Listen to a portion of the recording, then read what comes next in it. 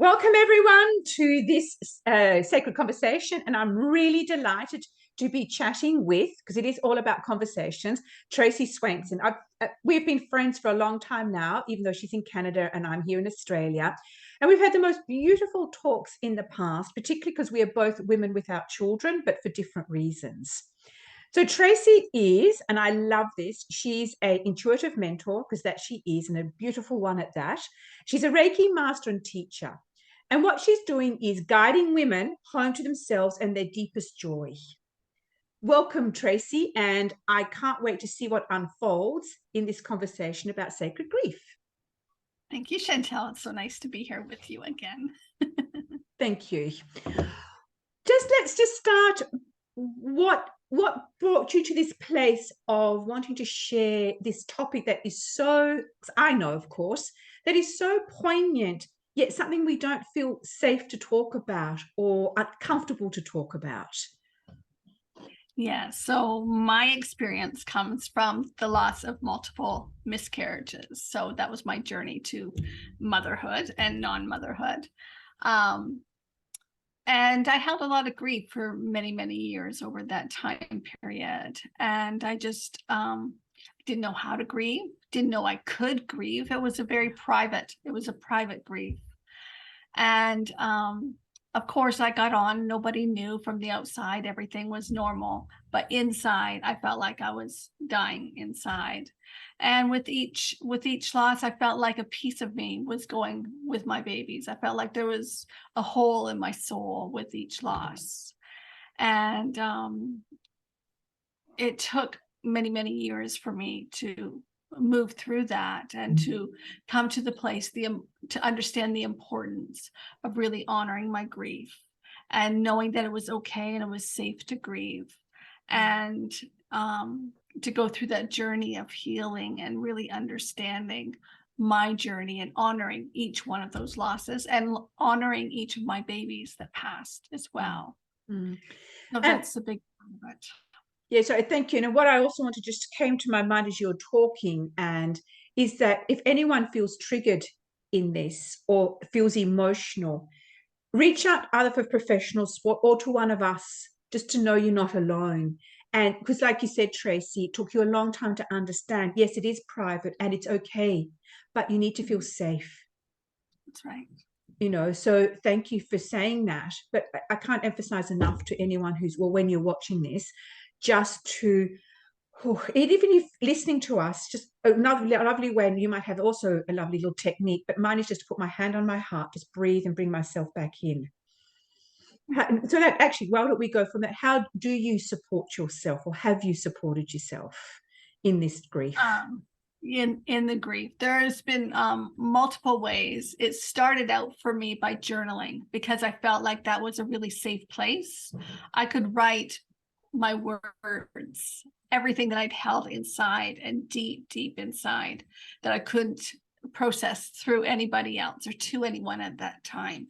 So my deepest journey began with journaling, and each day I made a commitment to sit down and just write. And I didn't know what was going to come onto that piece of paper. And it was really, even at the time, it was vulnerable, because I'd never put my words out to anybody.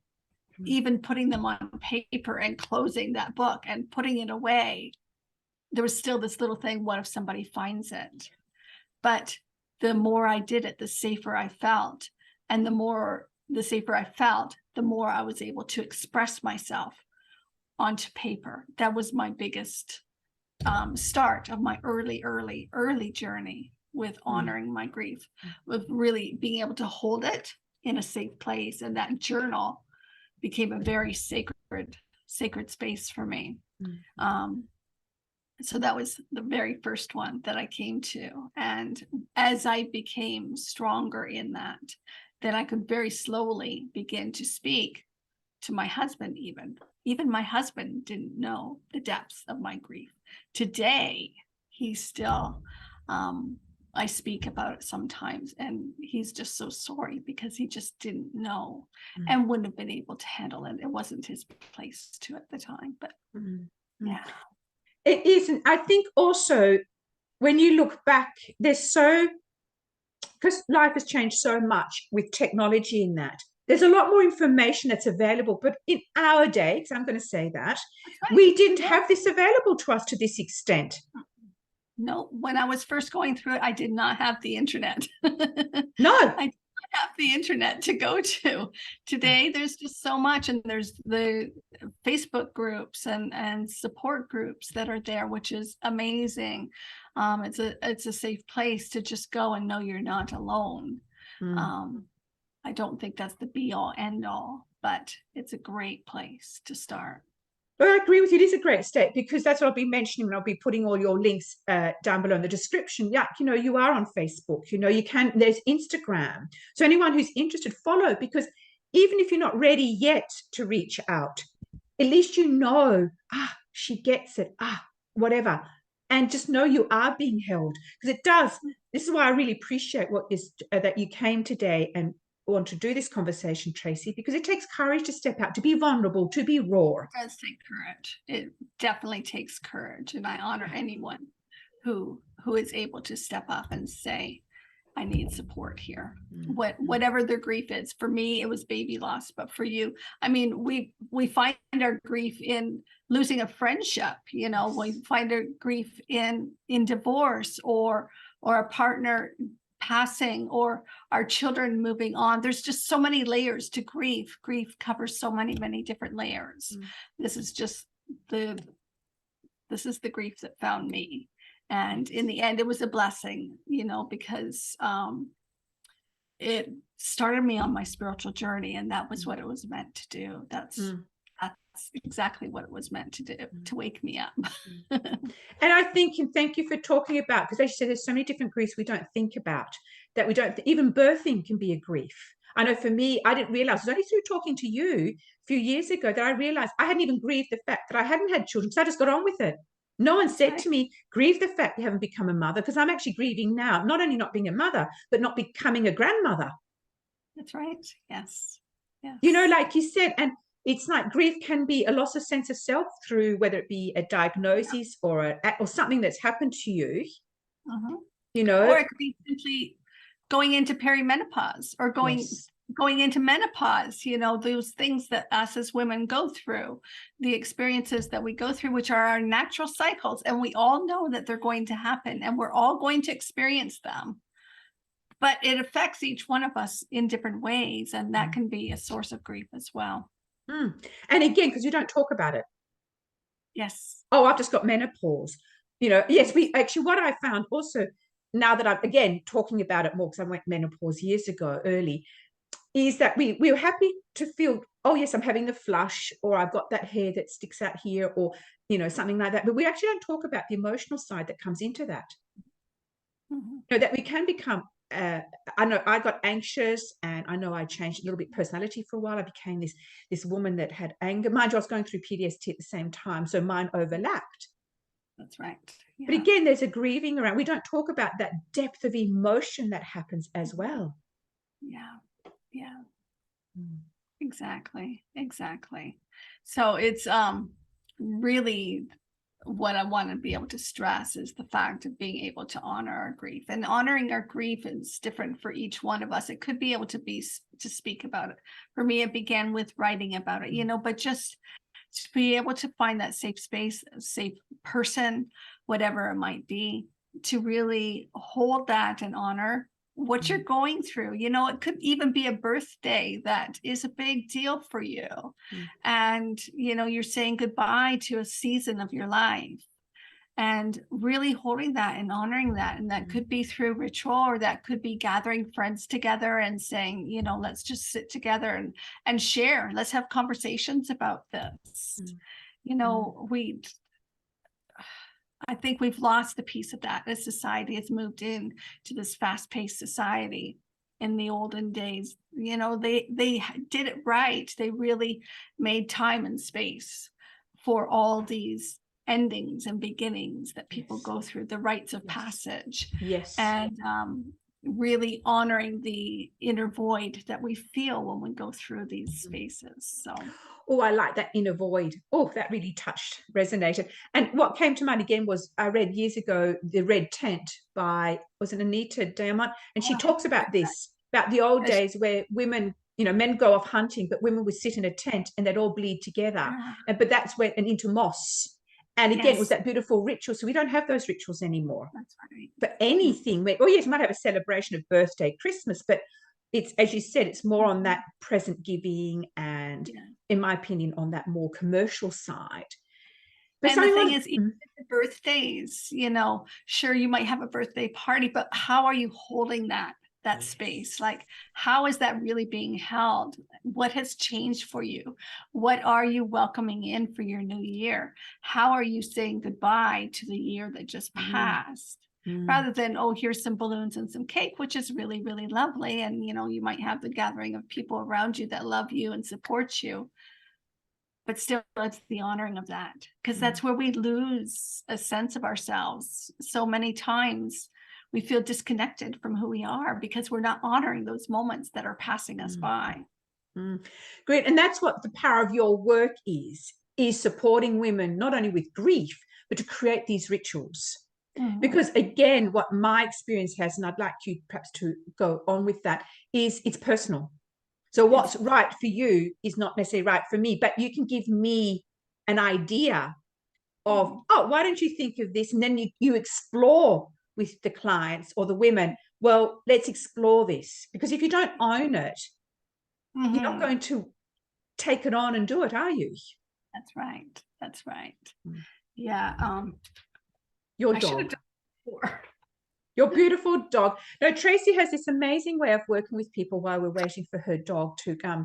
Because also you've had loss of dog, and this beautiful one is now older as well. So we can't underestimate. But what I wanted to ask you was, we're starting to talk about like how you work, but how do you feel? Okay, we understand how it's affected you in life. So also for those of you who are in a career or in business, we often have it, well, my experience was you put on the brave face, you put on the facade, you walk out the door.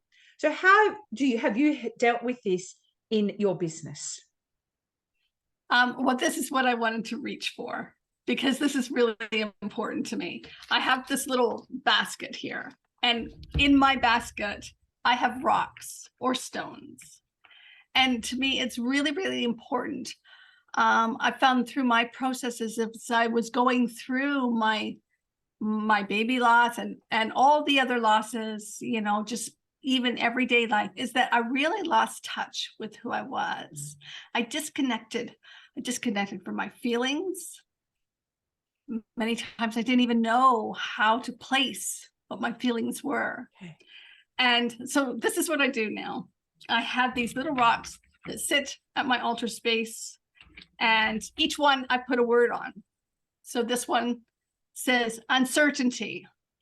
And I just use a marker. This one says purpose, rejection, grateful. Like, I get real and raw. What am I feeling today? And I take this rock and I hold it as I meditate. It's very grounding. And the stone can hold whatever it is that I give it.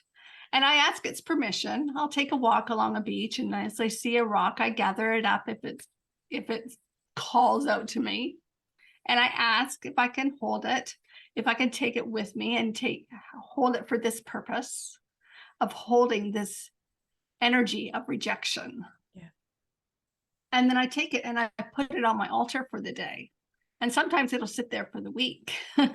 And other days I sit with it and it's gone within an hour or two. And then I can move on to something else.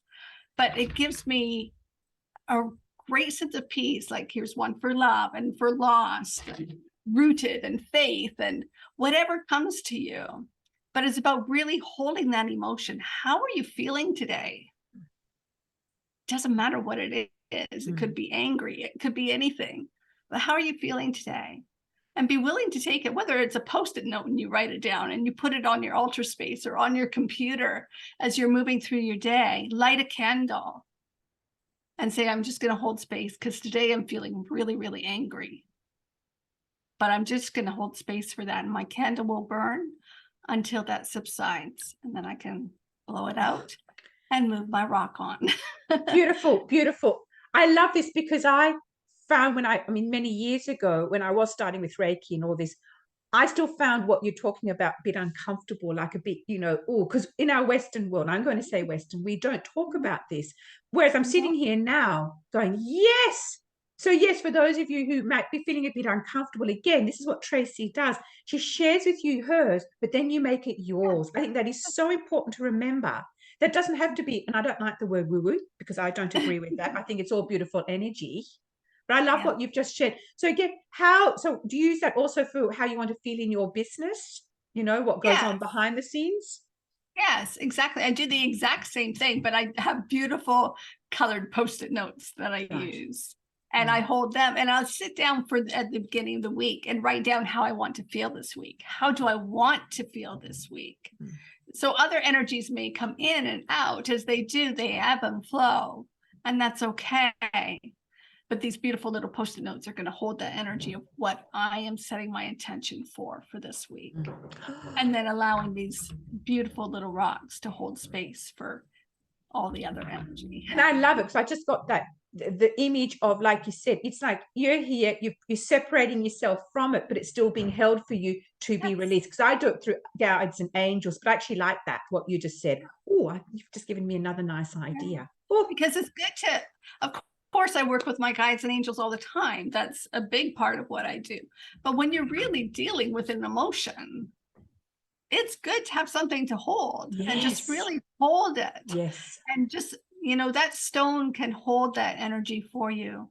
Love it. Then full moon, I take my stones and I set them out and let their energy cleanse, and then start all over again. Of course, you can do that with crystals too. But I think there's really something special about just going out in nature, going for a walk, and seeing a beautiful little stone there, asking it if it can be removed for the purpose that you want to use it for. And knowing that you're going to use it with respect and honor. Yes, and I agree. And I just think you made a good point, because if you don't live in nature, use crystals or use something else. So, it's learning how to adapt. This is again why, I love what you're sharing, because and I keep coming back to it. My little light bulbs go off. Anyone who's watching, it's just go, I didn't think of that, because you've given me something, to add to what I already do, or another way of looking at it. And also a reminder, because it's easy to drop out, isn't it? It is.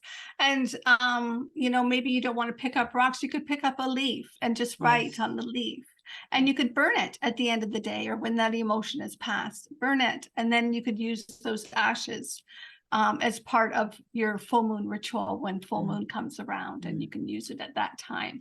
Or you could use a bay leaf and write on a bay leaf. It can be burned and cleanse the energy. Love it. Love it. But how did you feel? How has it affected you birthing your business, literally? Or how have you felt this has affected the success of your business or your feelings around your business? It's very interlinked because your business is your baby. And so for me, I've lost my babies, right? I've lost, was not able to become a mother. And so my business is very much interlinked as another one of my babies. So I do have fears. I have fears that what if this doesn't succeed? Then this is another loss for me. This is another loss of another baby, and so that's very weaved into the energy of all that I do. And yet I can hold the space, knowing all the healing that I've done through all these years. It has been years, and it's ongoing. All of our healing is ongoing. And yet to be able to hold that space, honoring each day, and sometimes you and I together. Yes. Supporting each other. You need to have a support system in place in your business to, support each other. And you and I do that very well with supporting each other through our trauma and our grief, and honoring each other in where we're at. So I would say it's incredibly important to have someone to support you in that space. And it can be a friend. It does not have to be a coach. It can be a friend. It can be a mentor. It can be your psychologist, whoever it is that you feel safe with. It could be your partner. And to really hold that space that really knows, okay, this is your business and you're working through grief, and to be able to honor that each step of the day. And, we have wins and we have losses, and our losses are our grief and our wins are our joy. And for me, it's all about reaching for our joy.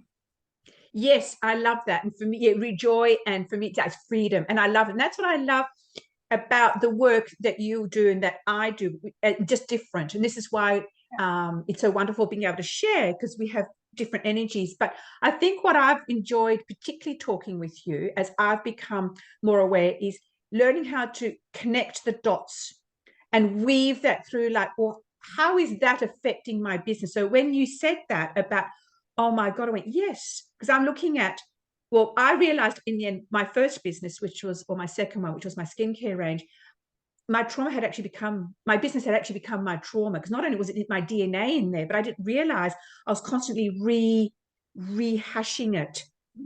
And I didn't connect the dots because no one connected the dots for me until my psychologist. I went back to her in a different way, and I went, oh my gosh. Because what it does, and we could talk about this further, how does it hold you back from taking risks, from stepping out, from being visible? This affects us. It absolutely affects us so much.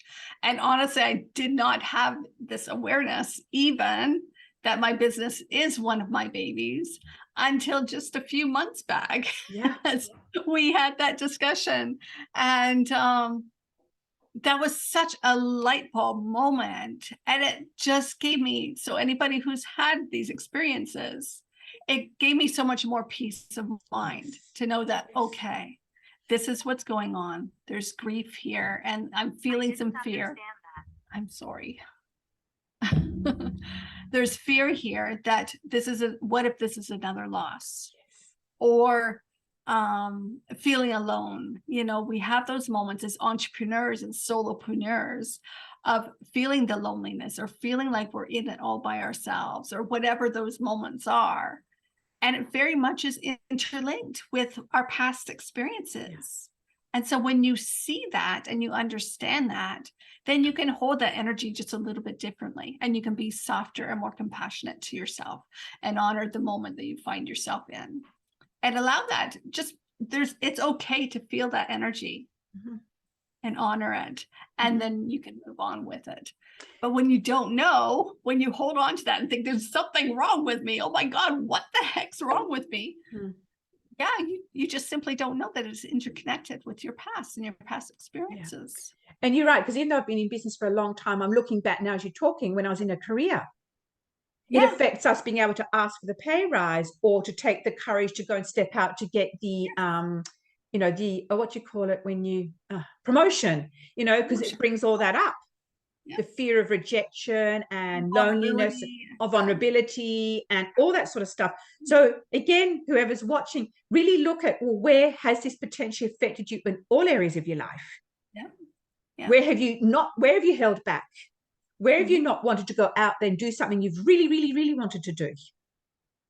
It could be anything. It could be baking a beautiful cake, or dancing, or creating art, isn't it? It's travel. That's exactly right. And that's why I love these conversations, because we can now start weaving all these beautiful threads in and going, because my big thing is about clarity and understanding of why you are now who you are, and then how, like then you put strategies into place, because it is about putting strategies into place. Once you've got that awareness, it's the awareness that is that light bulb moment, the little candlelight that sparks, and okay, now I'm safe because now I know what's going on. And then you can set things in place to support you. Exactly. And to give yourself permission to say, it's okay not to be okay. It's okay for me to have a rest day. It's okay for me to actually just step back and not be out there, not fear of missing out, being driven. Because that's really, really important to do that. It's really important to hold that space for yourself, and to really honor that, and to just take a breath and say, it's okay. This is how I'm feeling today. Yeah. And on that, I'm doing now is where it's okay to feel, and what do I need to do to support myself in that? Yeah. You know, because Yeah. often we don't, you know, it's about coming back to that beautiful, nurturing, soft, tender side of us, isn't it? Yeah. That's exactly right. You know, and coming out of that harsh go, go, go, go, coming back to that, it's okay. Yeah. Coming back into the feminine and just Yeah. holding that space instead of, like you said, the go, go, go, go, go, which is something that we've all gotten used to. But it's time to step back and just hold that space for ourselves. And that could be curling up with a blanket and just having a cup of tea, or that could be going out into nature or gathering with friends, you know, whatever it is for you. But just as long as you're honoring, today, this is how I feel. And I'm just going to honor that. I'm just going to hold space for that today. Tomorrow's a brand new day and I'll start fresh. Yeah. Yes. Yes. Oh, just feels like I just need to sit with this too. Thank you, Tracey. Thank you for this beautiful conversation and just creating more awareness. And thank you for being so vulnerable, because it does take courage. I'd like to honor that. So as we come to the end, is there anything else you'd like to share, Tracey, that you'd feel just I to... think that was really good. Thank you, Chantal. Yeah, pleasure. So I will be popping all the links to Tracey's contact, like Instagram, Facebook, and those different things. If you wish to reach out, please do. If you leave any comments, just one of us will get back to you, because it's really important. And, you know, you might like to subscribe to my channel, and because I'll have plenty more of these. But for now, this was with Tracey about sacred grief. So again, thank you very much. Namaste for everyone for listening, and do share this with anyone you feel would benefit from hearing this as well. Thank you.